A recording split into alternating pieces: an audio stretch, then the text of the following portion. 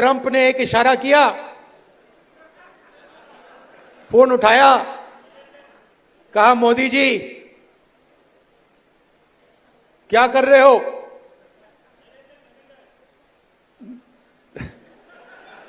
Narendra surrender, और जी हजूर करके नरेंद्र मोदी जी ने ट्रंप के इशारे का पालन किया।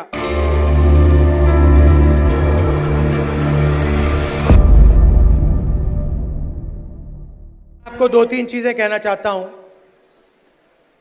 सबसे पहले, विचारधारा की लड़ाई चल रही है। एक तरफ कांग्रेस पार्टी है, हमारा कॉन्स्टिट्यूशन है,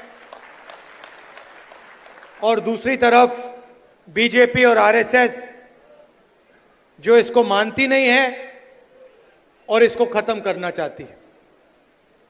हिंदुस्तान की सारी संस्थाओं को, इंस्टीट्यूशंस को उन्होंने पकड़ लिया है। हर संस्था में उन्होंने अपने लोग डाले हैं और देश को आस्ते आस्ते देश का वो गला घोट रहे हैं। तो पहली लड़ाई संविधान की है। एक तरफ हम कांग्रेस पार्टी, हमारी विचारधारा, और दूसरी तरफ आरएसएस जो संविधान के खिलाफ खड़े हैं।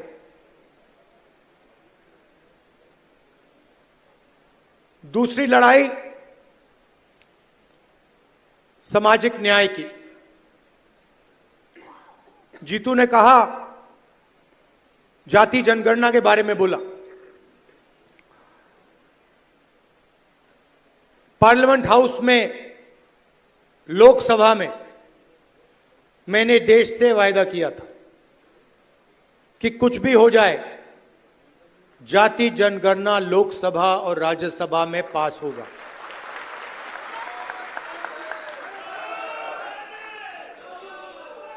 ये बीजेपी आरएसएस वालों को अब मैं अच्छी तरह जानता हूं।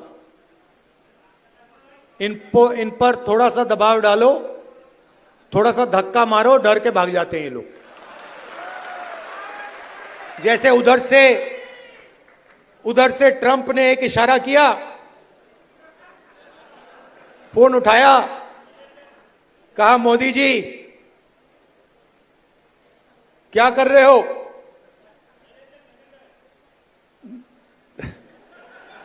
नरेंद्र सरेंडर,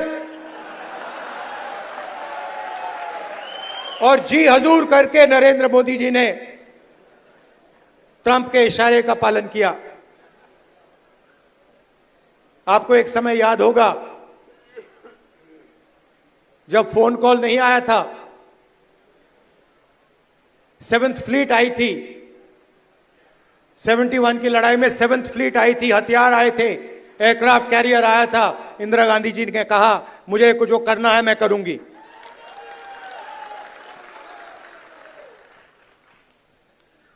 ये फर्क है,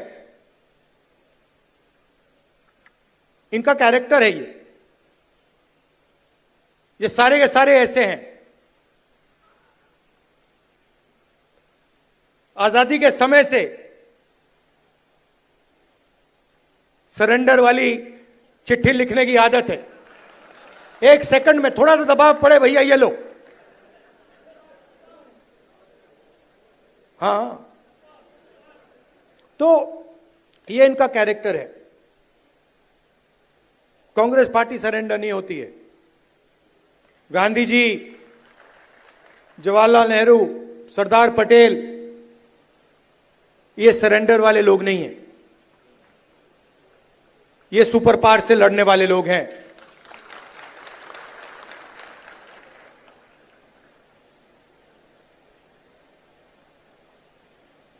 तो जाति जनगणना की बात मैंने कहा, देखिए आपको जो करना है करो।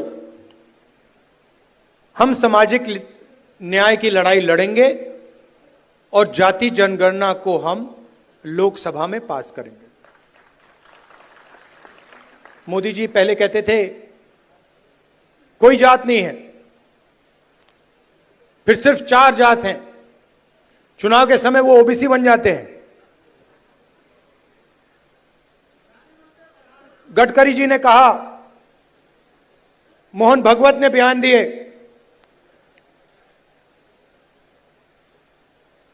थोड़ा सा दबाव पड़ा, एकदम सरेंडर हो गए। मगर मैं इनको जानता हूं।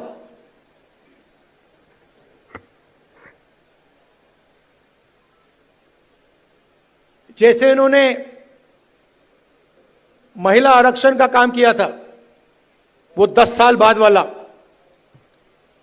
यहां भी वही कोशिश है इनकी। ये करना नहीं चाहते हैं, ये दबाव में आकर बोल गए हैं, मगर ये करना नहीं चाहते हैं, क्योंकि ये इस देश में न्याय नहीं चाहते हैं। ये अंबानी अदानी वाला देश चाहते हैं, अरबपतियों वाला देश चाहते हैं, सामाजिक न्याय वाला देश नहीं चाहते हैं। मैं आपको तेलंगाना की बात करना चाहता हूं। 2 मॉडल हैं जाति जनगणना के, एक तेलंगाना का मॉडल और दूसरा बीजेपी का बिहार का मॉडल, और जो उनकी सोच का मॉडल है। तेलंगाना में जाति जनगणना कैसे हुआ मैं आपको बताना चाहता हूं। बिहार में बंद कमरे में सवाल चुने गए, ब्यूरोक्रेट्स ने सवाल चुने, बिना किसी से पूछे, बिना जनता से बातचीत किए, बिना दलितों से पूछे, बिना पिछड़ों से पूछे, बिना अति पिछड़ों से पूछे, बिना जनरल कास्ट से पूछे, बिना माइनॉरिटी से पूछे, बंद कमरे में 3-4 सवाल लिखे, जाति जनगणना कर दिया। तेलंगाना में हमने लाखों लोगों से सवाल पूछा, दलितों के संगठनों से, आदिवासी के संगठनों से, उनके नेताओं से, और हमने उनसे पूछा कि देखिए, हम जाति जनगणना करने जा रहे हैं, सर्वे करने जा रहे हैं, आप इस सर्वे में कौन से सवाल चाहते हो। 3.5 लाख लोगों ने हमारी प्रोसेस में एक साथ मिलकर सवाल निकाले, और उसके बाद बिहार में सेल्फ रिपोर्टिंग था। अगर आप बोलना चाहते हो तो बोलो, नहीं बोलना चाहते हो तो नहीं बोलो। तेलंगाना में हर व्यक्ति, हर परिवार के घर में सरकार के ऑफिसर्स गए और उन्होंने उनसे सवाल पूछे। नतीजा मैं आपको बताना चाहता हूं। जाति जनगणना में क्या पता लगा। तेलंगाना का जो कॉर्पोरेट स्ट्रक्चर है, प्राइवेट सेक्टर है, आप हैरान हो जाओगे। तेलंगाना का जो प्राइवेट स्ट्रक्चर है, प्राइवेट सेक्टर है, सीईओज, सीनियर मैनेजमेंट, कंपनी के मालिक, इन सब की लिस्ट में आपको एक दलित, एक आदिवासी, एक पिछड़ा वर्ग का व्यक्ति नहीं मिलेगा। यह सच्चाई है। तेलंगाना में जो भी कॉन्ट्रैक्ट सरकार देती है, सारे के सारे कॉन्ट्रैक्ट्स 5% लोगों को मिलते हैं। उसमें ना कोई दलित है, ना कोई आदिवासी है, ना कोई पिछड़े वर्ग का व्यक्ति है। यह सच्चाई है। हम कहते हैं हम सुपर पावर बनना चाहते हैं। दलितों की आबादी 15%, पिछड़ों की आबादी कम से कम 55%,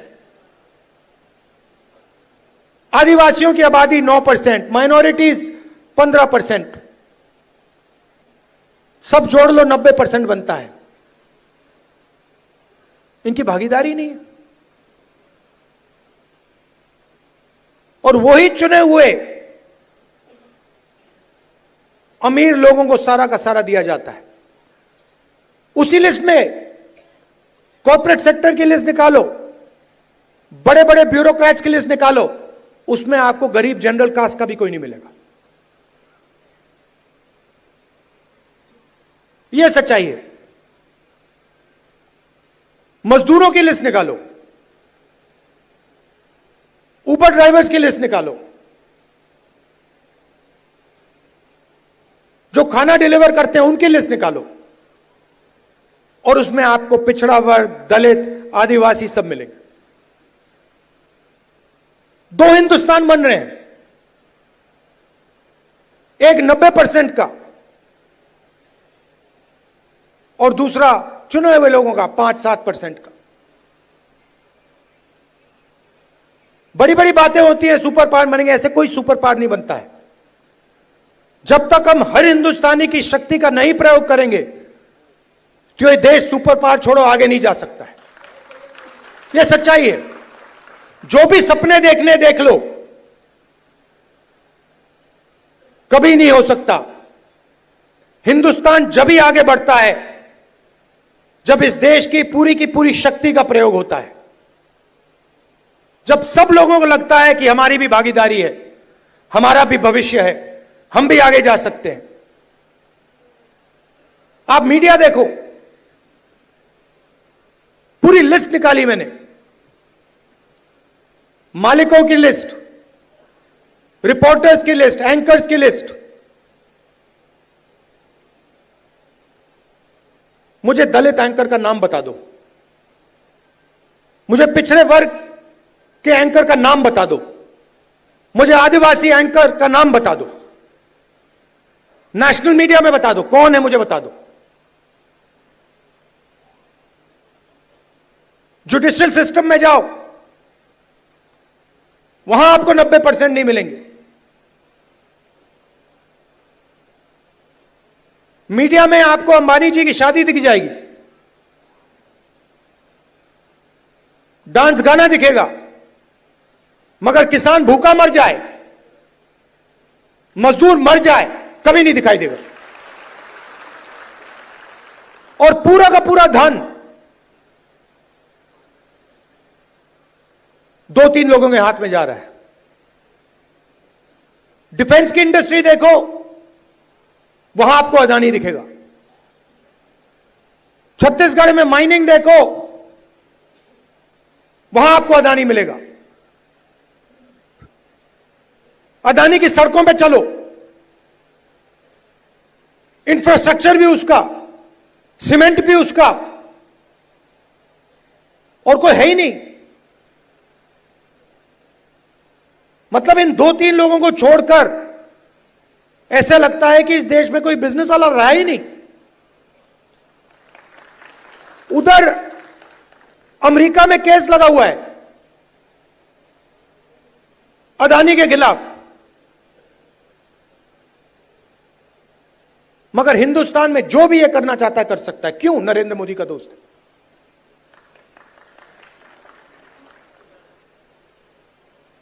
तो हो क्या रहा है? 90% को परे कर दिया,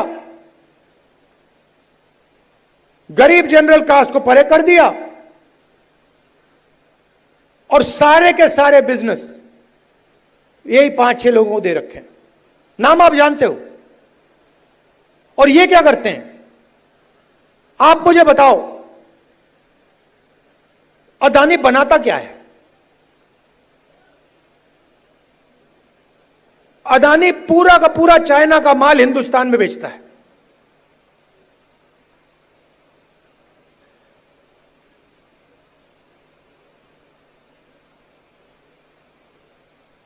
तो अदानी पैसे बनाता है, अंबानी पैसे बनाता है, और चाइना अपना माल हिंदुस्तान में बेचता है। यह फोन जो है, ये अदानी अंबानी जैसे लोग बेचते हैं हिंदुस्तान में, मगर इस फोन से चाइना के युवा को रोजगार मिलता है, हिंदुस्तान के युवा को रोजगार नहीं मिलता है। वो सब कुछ बनाते हैं, शर्ट, पैंट,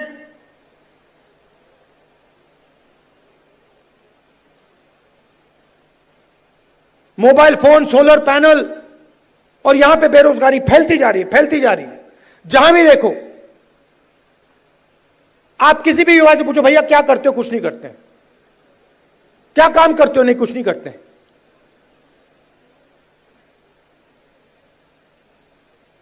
यह हिंदुस्तान की सच्चाई है और इससे छुपा नहीं जा सकता, चाहे मीडिया कुछ भी कहे। देश की सच्चाई है कि इस देश के युवाओं को रोजगार नहीं मिल सकता और इस देश के युवाओं का कोई भविष्य नहीं है। अगर आपको बिजनेस चलाना है हिंदुस्तान में, या आपका नाम अदानी हो या अंबानी हो, नहीं तो आपके लिए डिमोनेटाइजेशन, गलत जीएसटी,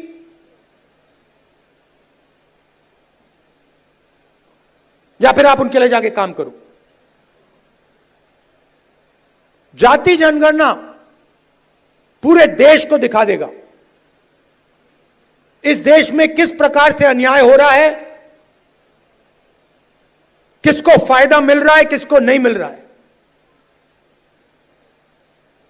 किसी को चोट लगती है, आपका कभी फ्रैक्चर हुआ है? फ्रैक्चर हुआ है, डॉक्टर ने आपको सबसे पहले क्या बोला? सबसे पहले बोला देखो भैया दिखा दो, एक्सरे करा दो। आपने उनसे कहा नहीं मैं नहीं कराऊंगा एक्सरे। अगर आप कहते मैं नहीं कराऊंगा तो डॉक्टर आपको क्या कहता? फोर्स करता। और अगर तब भी नहीं करते तो फिर लंगड़ाते हुए चलते रहते और डॉक्टर कहता यार ये तो मतलब पागल है ना। तो मैं यही कह रहा हूं, पूरा देश जानता है कि दलितों को, पिछड़ों को, गरीब जनरल कास्ट को जबरदस्त चोट लग रही है। मैं सिर्फ कह रहा हूं देखो भैया एक्सरे करा लो, देख लेते हैं कि है क्या। शायद पता लगे कि कोई प्रॉब्लम ही नहीं है। शायद जाति जनगणना के बाद पता लगे कि कोई प्रॉब्लम ही नहीं है, सब कुछ ठीक है। कॉर्पोरेट सेक्टर में हर वर्ग के लोग हैं, जुडिशरी में हर वर्ग के लोग हैं, कोई प्रॉब्लम नहीं है, ठीक है।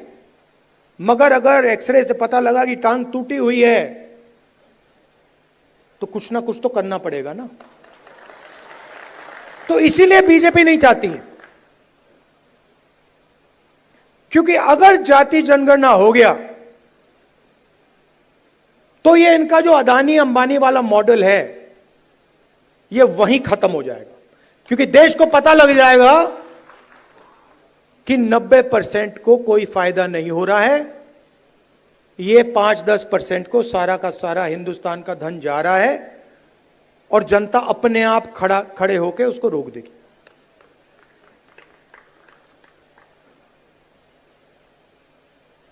ये लड़ाई चल रही है। और तेलंगाना मॉडल जो है वो जाति जनगणना करने का सही मॉडल है। तो हम जो चाहते हैं, जो जाति जनगणना होगा, चाहे मोदी करे या कांग्रेस पार्टी करे, वो तेलंगाना मॉडल वाला जाति जनगणना होगा। थोड़ी सी मध्य प्रदेश की बात करता हूं। देखिए यहां पे इस स्टेट में कांग्रेस की जो विचारधारा है, कांग्रेस के जो कार्यकर्ता हैं,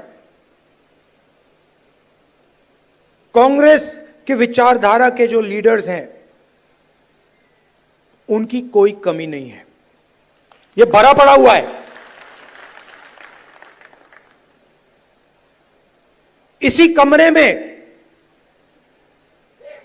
बीजेपी को हराने का टैलेंट बैठा हुआ है।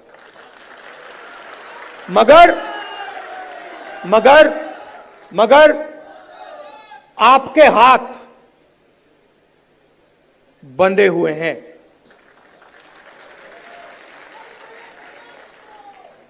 बंधे क्यों हैं? क्योंकि आपकी आवाज कांग्रेस पार्टी के संगठन में ठीक से नहीं सुनाई देती है।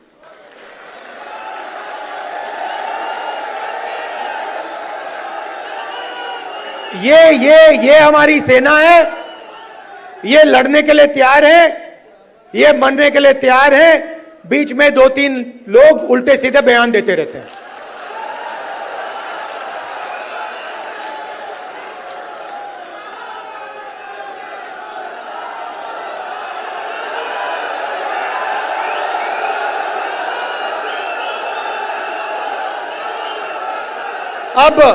अब कोई ऐसे लोग हैं जो फ्रस्ट्रेशन में दे देते हैं, कोई ऐसे लोग हैं जो थोड़ा बीजेपी का भी काम कर लेते हैं, और हमें कहीं ना कहीं से तो शुरुआत करनी होगी। तो वर्किंग कमेटी ने निर्णय लिया है कि शुरुआत डिस्ट्रिक्ट और डिस्ट्रिक्ट प्रेसिडेंट के पोस्ट से होगी, और वहां से, उस शुरुआत से हम पार्टी को मध्य प्रदेश में, गुजरात में, बाकी प्रदेशों में खड़ा करेंगे। अब यहां पे डिस्ट्रिक्ट प्रेसिडेंट आए हैं, और आप में से ऐसे लोग होंगे जो पूरी शक्ति के साथ, दिल के साथ कांग्रेस पार्टी के लिए काम करते हैं, और ऐसे भी लोग होंगे जो थोड़ा थक गए हैं या जिनका मूड ठीक नहीं है, जो ज्यादा टेंशन लिए हैं। अब रेस के घोड़े और बारात के घोड़े को अलग तो करना ही पड़ेगा, और पहले मैं कहता था 2 टाइप के हैं। एक रेस का घोड़ा है, कांग्रेस पार्टी कभी कभी रेस के घोड़े को बारात में भेज देती है, ये कमलनाथ ने कहा है, और कभी कभी बारात के घोड़े को रेस की लाइन में खड़ा कर देती है, उसको पीछे से वो एक चाबुक पड़ता है, वो वहीं बैठ जाता है। मगर एक तीसरी कैटेगरी है, एक हुआ बारात का, दूसरा हुआ रेस का, एक तीसरा भी होता है। कौन सा होता है? लंगड़ा घोड़ा। तो ये छांटना है हमें, लंगड़ा कौन सा है, रेस का कौन सा है, बारात का कौन सा है। बारात वाले को बारात में भेजना है, रेस वाले को रेस में डालना है, और लंगड़े वाले को रिटायर करना है कि भैया ये लो, थोड़ी सी घास चरो, घास खाओ, घास चढ़ो, पानी पियो, रिलैक्स करो, बाकी लोगों को तंग मत करो, बाकी घोड़ों को डिस्टर्ब मत करो, नहीं तो फिर कार्रवाई करनी पड़ेगी। जो लंगड़ा घोड़ा होता है, अगर वो डिस्टर्ब करता है तो उसके साथ क्या होता है जानते हो? वो मैं नहीं कहूंगा। तो ये बदलाव लाना है। गुजरात में हमने नए डिस्ट्रिक्ट प्रेसिडेंट्स चुने, दिल्ली से ऑब्जर्वर आए, एआईसीसी से ऑब्जर्वर आए, गुजरात के नेताओं के साथ वो हर डिस्ट्रिक्ट में गए, और उन्होंने कार्यकर्ताओं से बात की, लोगों से बात की, नेताओं से बात की, जिनको कांग्रेस पार्टी में सीनियर लीडर कहा जाता है, उनसे भी बात की, और नाम चुनकर उन्होंने दिल्ली भेजे। मैं 2 लिस्ट देख रहा था, पुराने डिस्ट्रिक्ट प्रेसिडेंट्स, और मैं ये नहीं कह रहा हूं कि उसमें अच्छे लोग नहीं थे, और उनको फिर से डिस्ट्रिक्ट प्रेसिडेंट बनाया जा सकता है। तो हम किसी को कैंसिल नहीं कर रहे हैं। अगर आप अच्छा काम कर रहे हो, जो यहां डिस्ट्रिक्ट प्रेसिडेंट बैठे हैं, अगर आप अच्छा काम कर रहे हो, आपको कोई घबराने की जरूरत नहीं। मैंने वो 2 लिस्ट देखी, जमीन आसमान का फर्क है।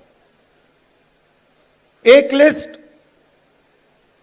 कहना नहीं चाहिए, मगर सीनियर नेता के असिस्टेंट,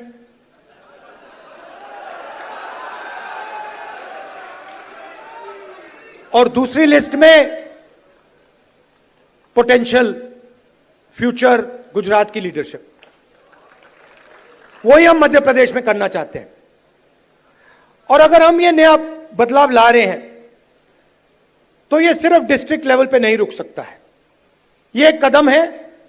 इसके बाद हम ब्लॉक और जो गांव तक का लेवल है, लोकल बॉडी का लेवल है, वहां भी जाएंगे। मगर मैं जो डिस्ट्रिक्ट प्रेसिडेंट बनेंगे, और सचमुच में इसी कमरे से बनेंगे, मैं आपको एक बात कहना चाहता हूं और आप अच्छी तरह सुनिए। जो लोग मध्य प्रदेश में कांग्रेस पार्टी के डिस्ट्रिक्ट प्रेसिडेंट्स बनेंगे, वो ही इस पार्टी को मध्य प्रदेश में भविष्य में चलाएंगे। कैसे? जो नया डिस्ट्रिक्ट प्रेसिडेंट बनेगा वो पुराना डिस्ट्रिक्ट प्रेसिडेंट जैसा नहीं होगा। फर्क क्या होगा मैं आपको सिंपल तरीके से बता दूंगा। नए डिस्ट्रिक्ट प्रेसिडेंट को हम ऑब्जेक्टिव तरीके से नापेंगे। वोट बढ़ रहे हैं, हां या ना? लोकल बॉडी के चुनाव में, एमएलए के चुनाव में, एमपी के चुनाव में वोट बढ़े या घटे, हां या ना? दूसरा, डिस्ट्रिक्ट में जब कांग्रेस पार्टी की विचारधारा पर आक्रमण होता है, किसी दलित को, आदिवासी को, पिछड़े वर्ग को, गरीब जनरल कास्ट को, महिला को मारा जाता है, पीटा जाता है, दबाया जाता है, माइनॉरिटी को मारा जाता है, पीटा जाता है, दबाया जाता है, कांग्रेस पार्टी क्या वहां खड़ी मिली या नहीं मिली? और तीसरा, न्यू जनरेशन लीडरशिप, चाहे वो पार्टी के अंदर हो या पार्टी के बाहर, क्या उन लोगों को डिस्ट्रिक्ट में बढ़ावा दिया जा रहा है? क्या डिस्ट्रिक्ट प्रेसिडेंट और वर्कर के बीच में अच्छा संबंध है? क्या डिस्ट्रिक्ट प्रेसिडेंट सबको एक साथ लेकर आगे चल रहा है या अपनी ही राजनीति कर रहा है? ये उसकी जिम्मेदारियां हैं। मगर जिम्मेदारी बिना पावर नहीं दी जा सकती है। मैंने आपको जिम्मेदारी दे दी, मैंने आपको माइक दे दिया, और ये जो कांग्रेस पार्टी में हम करते रहते हैं, इसका कोई मतलब नहीं। तो अगर हम आपको माइक दे रहे हैं तो उसमें कम से कम 440 का करंट होना चाहिए। और 440 का करंट हम कैसे देंगे? जो हमारा डिस्ट्रिक्ट प्रेसिडेंट होगा उसकी आवाज लोकल बॉडी के कैंडिडेट्स को चुनने में, एमएलए के कैंडिडेट्स को चुनने में और लोकसभा के कैंडिडेट्स को चुनने में सुनाई देगी।